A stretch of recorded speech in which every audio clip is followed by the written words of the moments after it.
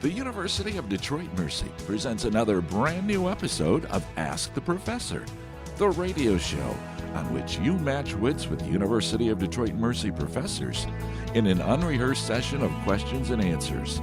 Today's program was recorded using Zoom video conferencing technology. Mercy professors in an unrehearsed session of questions and answers. I'm your host, Matt Mayo, and let me introduce to you our panel for today. The man with only a voice and a great intellect. It's Professor Jeff Boats. Hello. How you doing? My internet seems to be shaky all of a sudden. No. Feel free to grab your laptop and shake it really hard, or whatever device you're using. I hear that helps. It's the metal plate in your head again, Jeff. Oh, geez. It says my internet connection is unstable. I don't know what that means. Don't take it personally. Yeah, I would say if your internet connection is the only thing that's unstable and not your, fabric of the federal government, I think you're doing just fine. Just fine. Dan Maggio is here with us today. What's going on, Dan?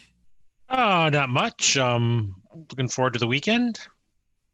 Just What's trying to on tap? relax and not think about politics. Oh, I apologize for making that joke then.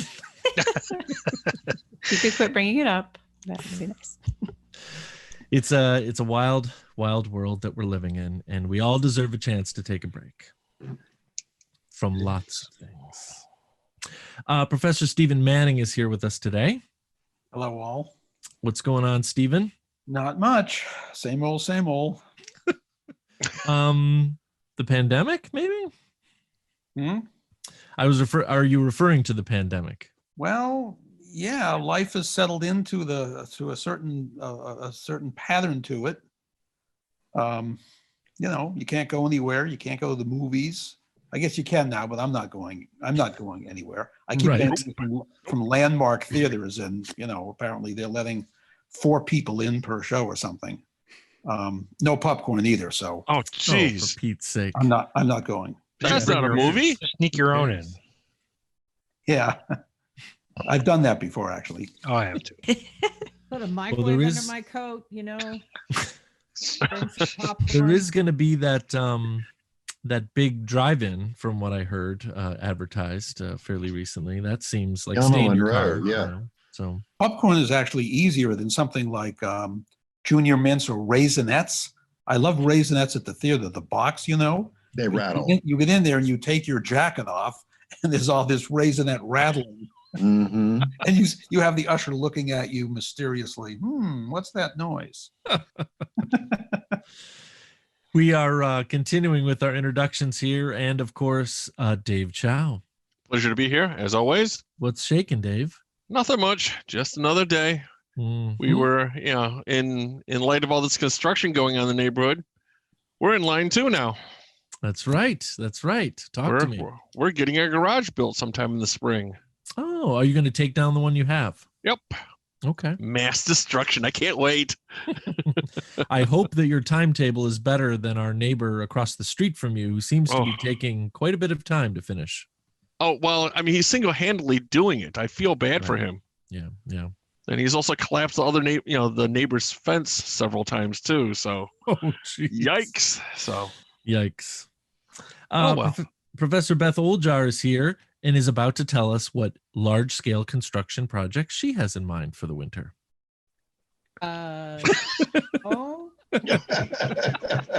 Did some repairs last winter. I have no large-scale construction projects planned. No worries. Was just trying other to. than classes, which is Right. always a large. I would say that those fit, though, Beth. Classes are a big I got to deal. learn how to teach on a tablet so I can do symbolic logic next fall, which I'm just, the metaphysics of it elude me. I just don't quite get how the tablet works when I'm sitting in front of my desktop to access. I'm sorry, the metaphysics of technology typically just does completely overwhelm me. I believe that Professor Mara Livesey, next in line here, I was know, I was trying to gonna have send to you ask good Mara, vibes. But I feel so guilty because the students have been asking me for symbolic logic and I haven't taught it in 2 years. So I finally decided, like, well, you just better man up and learn how to do the thing online and get it over with. So That's right. I'm gonna Just- do it fall and winter next year. Okay. to Beth, just assuage my learn some new guilt. words. The metaphysics of technology just sounds too daunting. Think of Scary. something else to call it.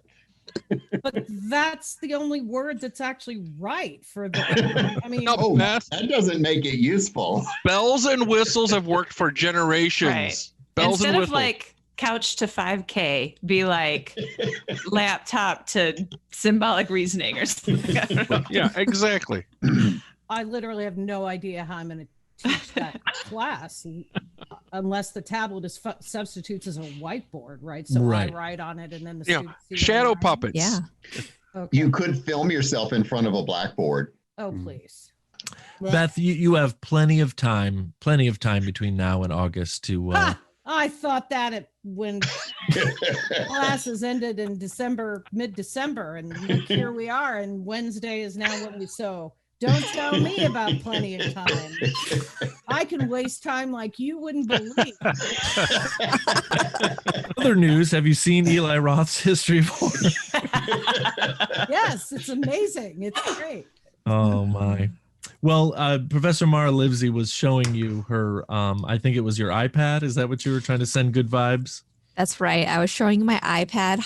You know, if you just drag the Blackboard screen onto your tablet, and then if you have a pen, you can use it just like a whiteboard. It's really straightforward. Highly recommend. There you go, Beth. Okay. That, We're gonna science the crap out of this for you, and we're gonna figure it out. stand back. I'm going to do science. But That's the new It's a title great for a coffee course. mug. You guys should all have it. I'm aboard. teaching from a tablet has really been life-saving because in biochemistry, sure, I could just like type notes onto a slide, but actually drawing pictures is incredibly helpful. So I need a tablet to teach. Drawing pictures. Who wants to do that? No, Oh, I did Not that me. in class to diagram arguments. Maybe you should hire Dave and he could be your illustrator. whoa. And I wouldn't have to keep apologizing to my students for my artistic ability. Yeah. All right. I'm taking requests. So Professor Heather Hill is joining us today. Hello. What's shaking, Heather? My child turned 21 yesterday. Wow. Are you Oh, my hungover today? word. Wow. did you go drinking with Olivia? No, she's back at school. So apparently she drank Bummer. in her boyfriend's apartment. Oh, jeez. Safe. Got So it. I don't know. That's a milestone, though, for a parent. That's a Yeah, milestone. it's I'm trying to come to grips with it, but Yep. she's acted 21 since she was 12. So I mean, Right, exactly. We're only just about 4 weeks away in the Mayo household from having 2 teenagers, and I don't know if I can even process those words in that order, frankly. So, Could I recommend losing your sense of smell? Gonna say Stephanie will have advice here. actually, it's a Can I perfect recommend a transition. liqueur? Perfect transition, Professor Stephanie Conan from biology, Hello. because of course we both have 3 sons, and boy, oh boy, you are preaching to the choir. That's all I got to Yeah. say. Yep. We are actually doing a major bathroom renovation in the upcoming month or two. And so Isn't it called We had to- cleanup? Oh, yeah, yeah, the We had to daily go- cleanup. we had to go pick out like cabinets and tile stuff. And so they were arguing about like mold and like grout stuff. And I was like, be really honest, I'm worried about toothpaste and pee. Like, what is the 2 things that are gonna show the least of those things? So my true. contractor was like, what? All right. I would I'll be like honest. a nice toothpaste pea colored tile. It's like, what's gonna hide the most? What's going to be really? the easiest to clean? I mean, Exactly. Right, Yeah. seriously. You should just be concerned with the width of the drain, right? I mean, I understand people have marble floors in their bathroom. I'm like, that's just a disaster waiting to Yeah. happen. Yes, I will it is. slip and crack my head open. that's a slip and fall. Every Yeah. time I hear about these sorts of things, Stephanie, I think of one of my favorite Simpsons quotes, like, Doing the dishes is for the birds, Mom. How about you just feed us out of one long bowl? You mean a trough? It's not a bad idea. Yeah. I have been known to do the dollar store like tablecloths and then just wrap it all up at the end and throw it away. What a great tablecloth. Efficient. Yeah, like buy one for $1. That's just cheap. I thought you just tipped the table out the window. And Yeah, no, not yet. Same sort of thing. Hey, Professor Jim Tubbs is here too. Hello, hello. I just love how you can sit there in your chair, Jim. Your chair fits into the frame so perfectly. Every time I get a fireside chat vibe. It's good for winter. Good for winter. Very cozy. Well, it is cozy. It is cozy. Yes. Yeah, absolutely. You getting ready for another semester of teaching, Adjunct Jim? No, I am not teaching this term. What? Lucky. Lucky Yes. guy. Man. Well, I've been retired for a year and a half. I mean, give me a break, you know? You're supposed to You know, ease into Jim, it. it's about time you stop teaching. After Well, I Oh just my agreed gosh. to teach next fall. Okay. But, Okay. you know, I figured all the stuff I've had to put online already, why waste it? You know, I can It's use true. some of that again. No, that's true. And last, but again, most certainly not least, we are favored by guest panelist, Professor Jacob Kagi from the Department of Biology and his friends. Yes. Good afternoon. And as someone with 2 pre-teenage boys, I just sit here terrified listening to stories, quietly huddled in a corner. Oh my gosh. It could in be the worse. You could be like Marty Lever in my department and have 4 daughters, which he Yeah. absolutely adores. He's I'm delighted sure that I he would has love them. them. It would Yeah. just be a different set of problems. That's why Marty teaches about 25 courses each semester. That's right. It's all about balancing your time in home and work, or sadly, both at the same time. Right. we call it avoidance. And income. And income. That's right. Well, folks, this is a program where you can send us questions regarding anything. It's been a while since we've had some solid grout, questions. I can tell you that. You stump the panel, you win a prize. If you don't stump the panel, you win a prize. You can send us the questions in a number of ways, emailing us at atp@udmercy.edu. Find us on Facebook or Instagram, or listen on your favorite smart speaker by asking it to play Ask the Professor at University of Detroit Mercy. We've got a wonderful set of questions here from Kimberly Richards that are quite presidential, the questions, that is. And we will continue with those and see what we can do. Okay. How many times has the Electoral College voting not resulted in the majority needed for a candidate? 3. 4. 4. 1. 2. No, 5. 5. So our winner 47. is Kendra. Mara. Where's Kendra Kendra? Evans. Mara got it with 2. It looks like Thomas Jefferson's 1801 and John Quincy Adams 1825 have the Electoral College was not good enough, apparently, to be able to suss it all out. Yes. For Thomas J. Well, the Electoral College truly isn't good enough.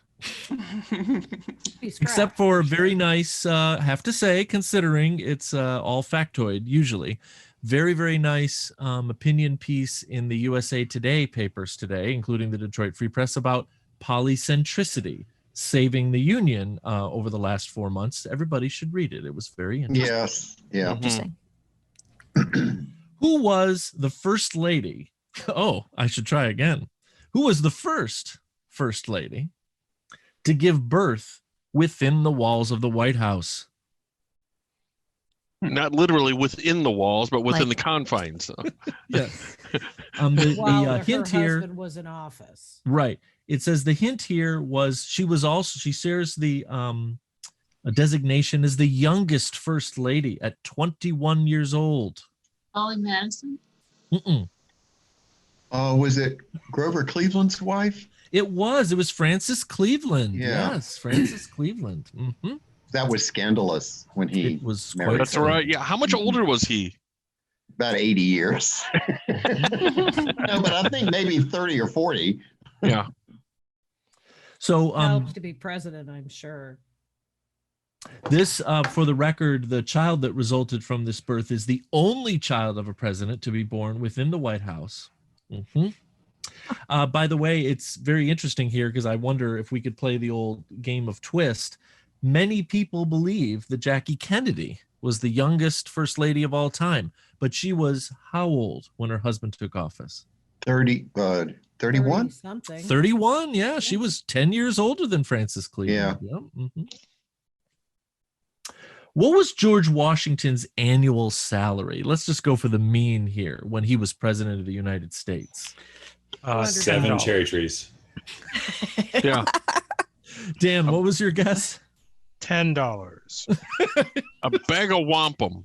Oh. $200. $1. Yeah, 200 is my. $1,800. No. No. We're all wrong. No. I'll guess about 100,000. You know, you're a little bit closer than some of the other ones we've heard here. He got $25,000 for his first year. That was a lot back then. Scaled that up to 2020 from 1789. He was earning $378,000 for doing that job. That's about. Yeah, that's. What do they get now? 450? Yeah, I think 425, isn't it? Yep. Somewhere So down it's there. on par if you think about Yeah, it. Okay, all pretty right. much. Which vice president was forced to resign from office? Spiro Agnew. The 39th vice president of the United States, Spiro Agnew. Crook. Absolutely. A super crook, actually. A super crook. No, absolutely. I believe that's absolutely true. That's how we ended up with Gerald Ford. That's right. It says Agnew was allowed to plead no contest to a single charge. He had failed to report $29,000 of income received in 1967 with the condition that he resign his office. Yeah. And I'm looking up at Stephanie's box because we have had a lot of discussion about like the difference in the gravity of things that people do. Wait, you hid microphones in a hotel room? For shame. Scandalous. Scandalous. Well, Spiro was still getting payments from contractors from Maryland in his office in the executive office building as Bags vice of president. cash, The literally. bag man would come and visit him. Yep. Yeah, where somebody like Dick Cheney just had it hidden in another room. That's all. So. Well, it's the same thing in the other direction, because now we look back on George Bush and think, well, how would we ever have thought he was a statesman, but by comparison. Yes. To a lot of things change by comparison. Mhm. Yeah. So when a vice president leaves office, how is he replaced or she replaced? Does the president choose, or is there? I think it's an appointment. It can be appointed and approved by the Senate. Yeah. Have to be confirmed by the Senate. And the first one of those was Gerald Ford's vice president, Nelson Rockefeller. That's right. Mm-hmm. Back when we had, actual Republicans who weren't just crazy. Well, the first one of those after Ford was Ford's vice president. Professors, how many presidents served in any branch of the military during World War II? This is a good question. Quite a few. Yeah. Kennedy, Poppy Bush, Eisenhower. Truman. No, Truman didn't serve in World War II. He didn't? Carter a veteran? Not in the military. No, he served in World War One. Oh, I don't think Carter's a veteran, Jeff. Oh, But I see Yes, that Carter was in the Navy. He was in the Navy, yeah. Nuclear submarines. then Kennedy served in World War II. Yeah, the Yes, PT Kennedy boat. served in World War Poppy II. Bush. Eisenhower served in World War II. Poppy Bush did. Well, Lyndon Johnson did not. Nixon did. Nixon served in World War II. Really? So the question asked for a number, and you basically have it. What is it? 5, 6, 7. It's 5, 8, 9, 10. It's We got seven. lots of I numbers. was counting. 7. Okay. All the best numbers. It's a magical 7. Yes, exactly. Which U.S. president paid off the entire national debt while in office? Clinton. No. Personally, Well, we had a balance. or through Balance the budget. political method. Okay. Yeah. Obama did, didn't he? Balance the budget. Not personally. Well, Did it came Obama off balance that it? way. Obama is not what it says here. Clinton came close. I think Clinton. I thought Clinton got us into a I He think got us balance into the budget and into a national debt are surplus, yeah, different. but that wasn't the debt. It actually Oh. says that here. The last president to balance the budget and retain a surplus was Bill Clinton. However, the first to get us out of national debt was Teddy Roosevelt. not. Does this go back to Washington's era? McKinley? No, it says here it's our old friend Andrew Jackson had a big party on January 8th, 1835. Ladies and gentlemen, the national debt has been paid to zero. Pretty weird. Yeah, he probably executed all of the debtors. Well, no, he just had incredible cover charge for the party. That's all. Busy executing All that Indians. cheese they were getting rid of. Ay, ay, ay. Who was the only presidential candidate to die during the electoral process? Physically or just spiritually? Oh, physically. Oh, okay. Die during.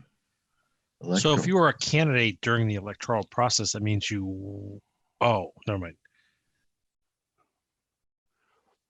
For the record, this candidate died the day after the national election. Wow. It's a good story. Ooh. Wow. Did not take it well. I'm actually finding it interesting because Kimberly always gives us this wonderful background information. There's no sense or rationale to the passing. It's just a set of facts. And it could they have been a landslide loss. I'm sorry, Stephanie? I just said, and they died. Oh, yeah, exactly. That's all it exactly. says. You know who it was? It was Horace Greeley, who ran against Ulysses S. Grant in 1872. Oh. The report of the Electoral College was Grant 286, Greeley 66, and he passed away the next day. Wow. Poor guy. So I he feel like really he's didn't not take talked it about well. enough. Jacob is right. For shame. For shame. And was he the last person named Ulysses that that we know of? I mean, come on. There's a name you never hear of anymore. Yeah. All I can think of is who's buried in Grant's tomb. That's all I can think of. Yeah. Who was the last U.S. president who said on television, live from New York, it's Saturday night? I hate to say it, Clinton? Trump? Last president? Obama? Oh, let's see. It wasn't Obama. Bush? Clinton. It wasn't Bush. Oh, that's right. Not Clinton? I Nope, would've it wasn't guessed. Bill Clinton. It was W? Nixon? Was it Gerald Ford? It was Jerry Ford, it says Yeah. here. Jerry Ford, yeah. He has the honor of being the first, last, and only president to appear on Saturday Night Live, as well as, of course, the first president impersonated on Well, Saturday and that was good sportsmanship on his part because Chevy Chase portrayed him as falling over all the furniture all the time. Lie down, Liberty. Lie down, Liberty. Which actually ended up getting Chevy Chase in a lot of trouble because he actually did a fair bit of damage to himself and got addicted to painkillers, if I That's recall right. correctly. Mhm. Chevy Chase? No. Yeah. I remember my parents indoctrinating me into the world of comedy through Saturday Night Live. And I'm like, that guy doesn't look like any of the pictures I've seen of Jerry Ford. Yeah. And they're like, well, he just falls down a lot. I'm like, okay. Like That's enough. I mean, come on. We also grew up around like Rich Little. It doesn't sound like him, doesn't look like him, Right. So Although I have to say, because the television is on in my living room in the background, and we just had a press conference a few minutes ago by Biden, and he's beginning to look like Jim Carrey's impersonation of him, which is not a good thing. Maybe that's just you, Jim. You're projecting. Or hoping. Who did 1.9 trillion would be great. Yeah. Who did President Roosevelt allow to join the U.S. Navy during World War II? His son. Fala. Yeah. I mean, if I Woman just or women? say to you that it's the last person that you're thinking of, if you just went straight for the straight comedy joke, who would be the last person the president of the Himself. United States would allow to join the Navy in the middle of World War II? Ernest Borgnine. His wife? Himself. Hitler. It was, you get it, Beth. It was Hitler's nephew. Ooh. Oh. What? Ernest Borgnine sounded better. Yep. William Patrick Hitler nephew of Adolf in 1942, wrote to FDR begging to be allowed to serve in the military. Wow. Well, I hope we made good propaganda use of that. I really hope so. Yeah. I just keep on wondering about people with names like that. You know, like, what, you know, do you just change your name after a while? You know. Yeah. What did Ulysses Hitler do in the 50s? Like, yeah. For the record, William Hitler went on to serve 3 years. He was a pharmacist's mate in the Navy and received the Purple Heart after having been wounded. So, yeah, but they didn't say his own crew wounded him. That's all. So. Oh my! Which former U.S. president is not left-handed? Which former U.S. president is not left-handed? Okay, Barack and Clinton are. Are you going to give us a list, or we Those just have to go through Jimmy every? Carter. This one is phrased oddly, but the response, unfortunately, is also phrased oddly. So we'll do what we can. Because it makes it sound like all of them have been left-handed, but Right. one, Except like one, right? which Well, I would George just W. find Bush? statistically difficult to believe. And can you Well- fake that on your birth certificate? So, like, Birtherism. Actually, I feel like giving this one to Beth straight up because the spirit of this question is, of the last 10 presidents, last 10. 5 have been left-handed, when the percentage of left-handedness, geneticist, 10%. Left-handed geneticist. No way. Lefties Yeah. rule. no way. It's about 10%. Way. 1 in 9. Ah. He's like It's a even more unicorn. rare in women. So. So yeah, of the former U.S. presidents that are not left-handed, basically what's written here is all but 8: Obama, Garfield, Hoover, Truman, Ford, Reagan, H.W. Bush, and Bill Clinton. What's most noteworthy is how many left-handed presidents we've had in the modern Kind era. of crazy. Yeah. That's it. I'm nominating Beth. Paul McCartney's left-handed. Da Vinci was left-handed. I'm just saying. That's Yep. true. Just saying. My middle son is left-handed. Oh, interesting. He's an interesting duck, I gotta say. So you never know. Neither of my kids is left-handed. It bums me out. Yet. But you could force them to write with their Yeah, left. Tie it behind, yeah. Yeah, exactly. There's Strap still 'em down. time. Yeah. Okay, 1 in 12 shot, professors. Which month of the year has had the most presidents born in it? March. January. September. July. February. Where's Kendra when we need her? May. October. It's October, and Beth is on a roll. It's October. Yes, Yeah. absolutely. Duh. Everybody We knows have- you make presidents in January. That inauguration fever. In just a few hours, because I go to websites now that are counting down the hours. I think that's kind of fun.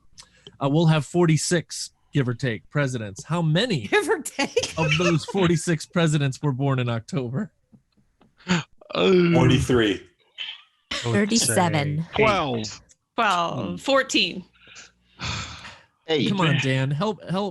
Jeff is gone, so What? we need the math angle here. 6. Well, on average, it would be but like 3.8 per month or so, right? So 7. So that's why I guessed twice that. So 7.